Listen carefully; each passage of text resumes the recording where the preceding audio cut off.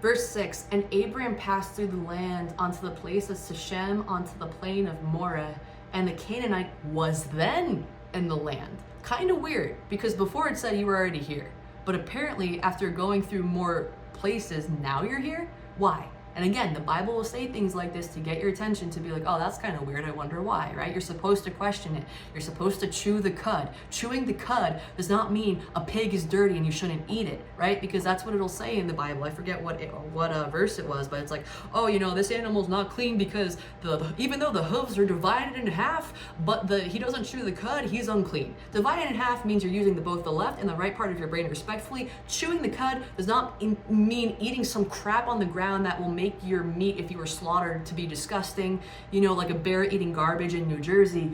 You don't eat bear meat because they eat trash, so it tastes like junk, right? It's not talking about that. It's not saying pigs are dirty to eat. It's chewing the cud means to think something over, to sit and freaking think about what all the symbolism means. Not, oh, pigs are icky, but it's okay. Like, chickens are fine. Like, it doesn't make sense. Why would that be? It's a creature of God. Why would it be dirty? It's born perfect. That doesn't make sense. You're casting judgment on something, right? But religious people can't see that. Religious people can't comprehend that. That's why there will always be someone who challenges you and thinks you're a psychopath, because it's very hard to wake up to your astral body. But then you have people like you who understand what I'm talking about that say, oh yeah, I can resurrect. I can be Jesus Christ, because again, Jesus Christ said, what I can do, you can do better. Go figure.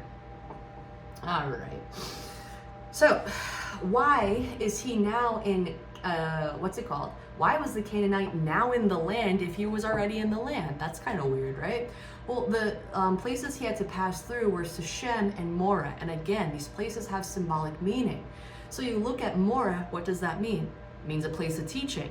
Then you have Sichem. And what does that mean? I couldn't find a particular definition, but it's a place situated between two mountains. So when you look at that, mountains are forms of enlightenment, right? That's why altars are built on mountains, because when you can understand and when you can transcend the mind that much, you're very much high up. You're thinking with your higher intellect, right? And when you're thinking with your higher intellect, where does that go on your body? It's not gonna be by your root chakra, right? It's gonna be near your crown.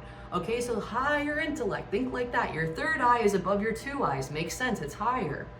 So this place between two mountains was Sichem, and Moreh is a place of teaching. So what does that mean? Before you can transcend your mind, right, you have to little yourself. You have to go below and understand this place of teaching. Why am I need to observe my 3D reality. Why is my life the way it is? And when you understand, oh my God, my entire life has just been a reflection of what I thought and felt this whole time, I can go to the mountain, I can build an altar, and I can make a sacrifice, because the animal sacrifices that they normally make are symbolic of your mind, your ego, the lower aspects of your ego.